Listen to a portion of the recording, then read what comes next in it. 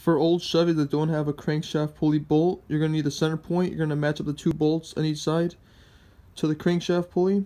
Then you're going to go tightening this side up, and then you'll push it away, and then the crankshaft pulley should come right off. Okay, I'm going to take out the crankshaft pulley. You need a special tool for it, and I already got it all set up. I got it coming off a little bit so you can see the gap. Hit it with the impact and it'll come right off.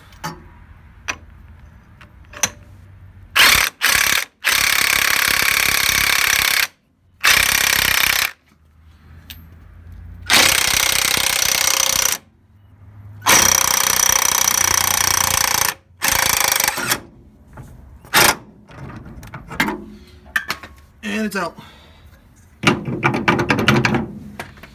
Just like that with the puller tool. It's really easy, especially with the impact. I prefer cordless, just when I'm at home. But yeah, just that easy, it comes out. And you don't need to buy this set. You can rent this at, I think most auto parts stores have it. I went to Advanced Auto for this, and yeah, here it is. Now I can clean all the back and get a new gasket on there so it'll stop leaking in the future. And yeah, that's it.